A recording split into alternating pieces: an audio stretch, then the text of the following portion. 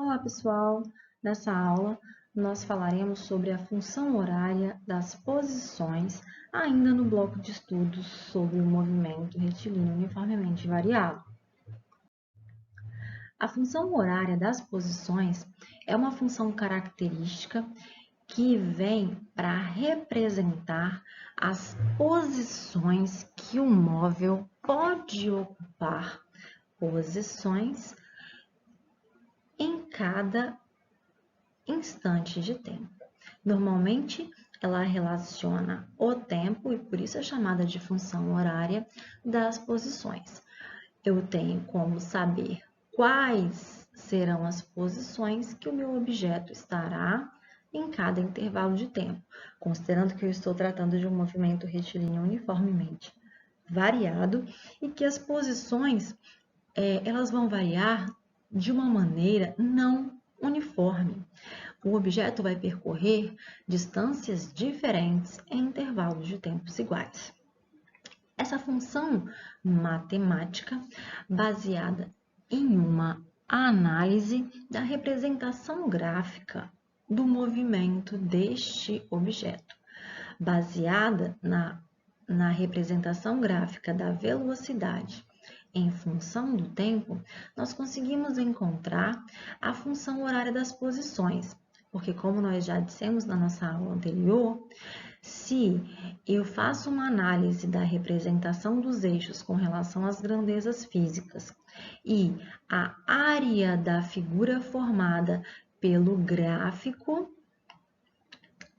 representativo da velocidade e o eixo horizontal que representa os tempos, a área encontrada será numericamente igual ao deslocamento que esse objeto pode ter.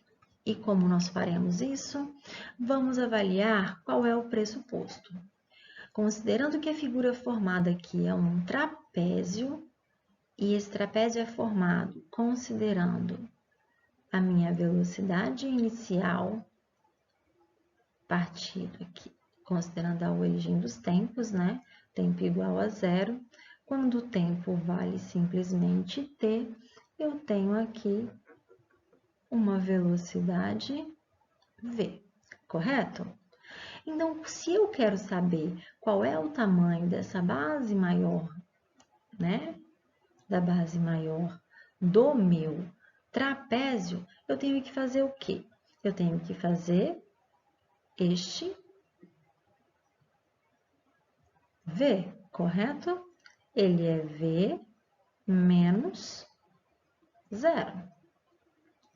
Se eu quero encontrar essa parte aqui, que é a base menor do meu trapézio, eu tenho que fazer V0 menos zero. E se eu quero encontrar qual é a altura do meu trapézio, eu tenho que fazer T menos zero.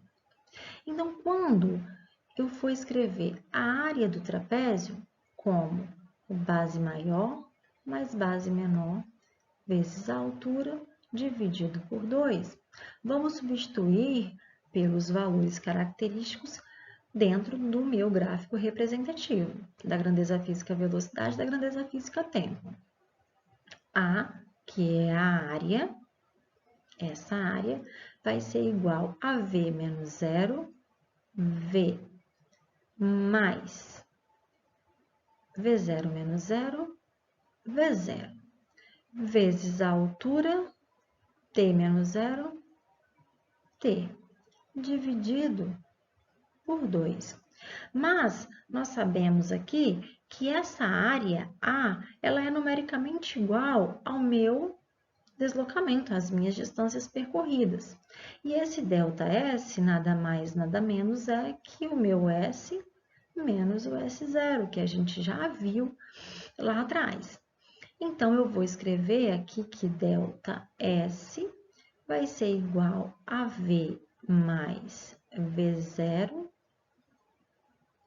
vezes o tempo dividido por 2. Só que este V aqui, ó, ele é uma velocidade que depende de quem? V é igual a V0 mais A vezes T, não é isso? Então, esse tanto aqui, ó, que aumentou, depende de quem? Depende da aceleração, da minha inclinação aqui. Então, o que eu vou fazer? Já que é uma igualdade, e se é igualdade eu posso utilizar do artifício de substituição por igualdade, eu vou substituir este V aqui por V0 mais A vezes T. E aí, como que vai ficar escrito? Vai ficar escrito S menos S0, que vai ser igual a, abre colchete, V0 mais A vezes T, mais V0, substituir V0 mais A vezes T no lugar do V, repetir o V0, vou fechar o meu colchete, porque eu vou multiplicar isso tudo por T, que seria a minha altura, e vou dividir a galerinha por 2. Repetindo, eu tenho S menos S0, e agora eu vou fazer o quê? Eu vou ajustar o que eu tenho aqui dentro. Eu tenho V0 mais V0, eu vou ter aqui, ó, V0 mais V0, eu tenho 2V0.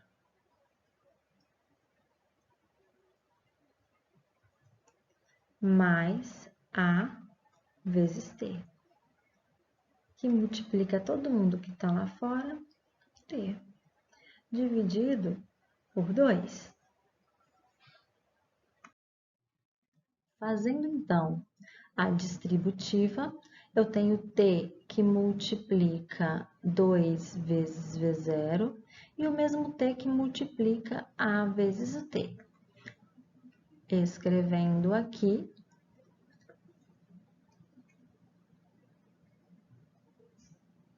vamos colocar aqui embaixo para não ficar embolado.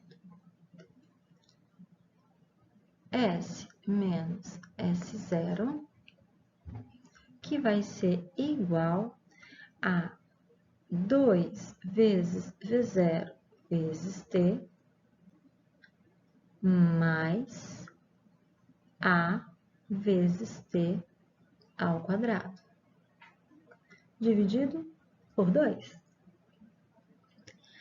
Então, o que a gente vai fazer aqui? Bom, se esses dois termos estão divididos por 2, eu posso escrever S menos S0 é igual a 2 V0 vezes T dividido por 2, mais A vezes T ao quadrado dividido por 2. 2 dividido por 2 dá 1. E eu vou só arrumar a minha função. Já que ela é uma função das posições, eu preciso que o S dependa do T. Então, eu vou deixar só desse lado da igualdade o meu S. E aí, eu tenho que S vai ser igual. Então, se eu tenho esse S0 negativo aqui desse lado da igualdade, se eu somo S0 aqui e somo S0 aqui, menos S0 com mais S0 dá 0, ele some. E aqui eu vou ter S0 mais V0 vezes T, mais AT ao quadrado sobre 2. E dessa análise surge a função horária dos movimentos de objetos que executam um movimento retilíneo uniformemente variado, que me permite encontrar qualquer posição em qualquer instante de tempo. E essa equação, que é uma equação do segundo grau, uma função, né, quadrática. Por quê? Porque tem uma relação de 2 graus de dependência para as posições. Então, eu posso ter até 2 valores de tempo que me permitem estar na mesma posição em um movimento que é um movimento retilíneo uniformemente variado. Essa função é conhecida como a função do sorvetão, estabelece as relações de posição em função do tempo para objetos que executam movimento retilíneo uniformemente variado. Para dar continuidade ao nosso estudo, vamos resolver aqui um exemplo para entender como que a gente analisa esse tipo de função. Se eu estou falando de uma função horária, se eu estou fazendo correlação com uma função matemática, eu estou utilizando uma ferramenta matemática que é uma função, né, quadrática, e aí quando eu falo de função quadrática, eu estou comparando esta função aqui com aquelas da matemática, que diz que y é igual a ax ao quadrado mais b vezes x mais c, com o coeficiente linear e com o meu coeficiente angular, dentro da relação do fator quadrático. E aí eu vou comparar isso aqui dentro dos parâmetros matemáticos. Então, eu vou analisar o movimento de acordo com o que eu tenho de representação. Quem é o meu y aqui na física? As posições. Quem é o meu coeficiente angular aqui na física? Metade da aceleração. Por que metade, professora? Porque S é igual a S0 mais V0 vezes T mais A sobre 2 vezes T ao quadrado. Então, quem representa o x ao quadrado? O t ao quadrado. Quem representa o x? O t. Então, quem representa o a do meu coeficiente angular aqui? A aceleração dividida por 2. Quem representa o meu coeficiente b, que acompanha o fator x? A minha velocidade inicial. Quem é o meu coeficiente linear, que é onde a representação gráfico toca o eixo das posições? A minha posição inicial. Então, essas comparações têm que ser feitas e têm que ser feitas com muita atenção. Ok? Então, vamos lá. O movimento de uma bola que se move sobre uma trajetória retilínea é descrito pela função S igual a 5 mais 16 menos 2 vezes t. E aí, pergunto na letra A, qual é a posição inicial, a velocidade inicial e a aceleração da bola? Muito simples. É só pegar a minha função base característica,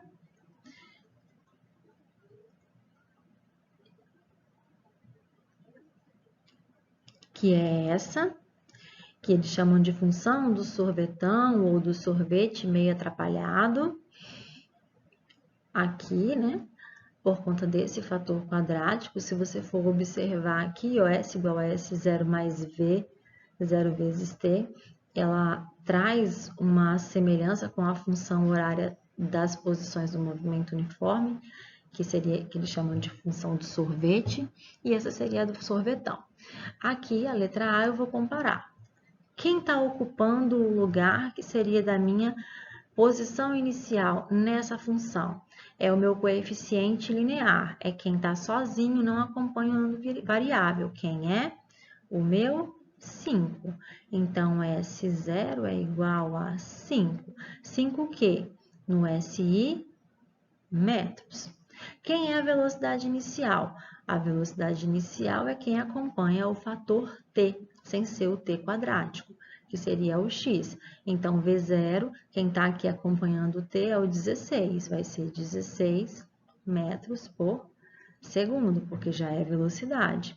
E a minha aceleração, que ele quer saber, quanto vale? Bom, eu sei que o valor que acompanha o x ao quadrado é igual a A sobre 2.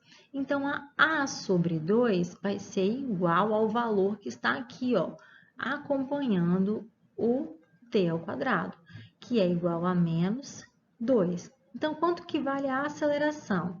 A aceleração vale, se não tem ninguém embaixo, tem 1, eu vou multiplicar cruzado. 1 vezes a aceleração, simplesmente a aceleração. 2 vezes menos 2, menos 4. Então, a minha aceleração é igual a menos 4 metros por segundo ao quadrado. Respondida a letra A. A letra B pede para que eu escreva a função horária das velocidades. Bom, já não era a função das posições, o professor já está mudando para as velocidades, elas caminham juntas, elas estão totalmente integradas. Eu não tenho como falar de uma posição que varia, de um objeto que se move e tem uma posição que varia de uma maneira em que se promove deslocamentos deslocamentos diferentes em intervalos de tempos iguais, sem falar de quem faz isso, que é a velocidade. Então, se eu peço a função horária das velocidades, eu quero que você se baseie em V igual a V0 mais A vezes T. V igual a V0 mais A vezes T, eu vou fazer o quê? Para escrever a função horária, o T tem que permanecer e o V também. E aí eu escrevo a função característica como essa aqui está escrita. O S permanece e o T permanece. Então, para que eu escreva a função como ela deve ser, eu tenho que substituir a velocidade inicial e a aceleração, que me dá que V é igual a 16 V0 menos 4 vezes T. Respondida a letra B. E aí, a letra C, para encerrar este problema, pede o instante, e se ele pede instante, ele quer saber tempo, em que a bola muda o seu sentido de movimento. Vamos ver aqui. E o que acontece quando a bola muda o seu sentido de movimento? Para mudar o sentido,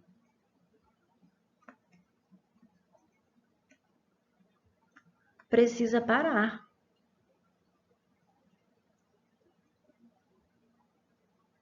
E quando para, V igual a zero.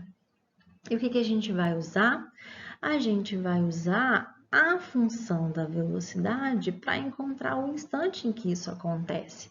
Porque ele pede o instante em que acontece e a posição também. Então, quando V é igual a zero, para este movimento dessa bola, a velocidade inicial é 16 e a aceleração é menos 4 vezes t.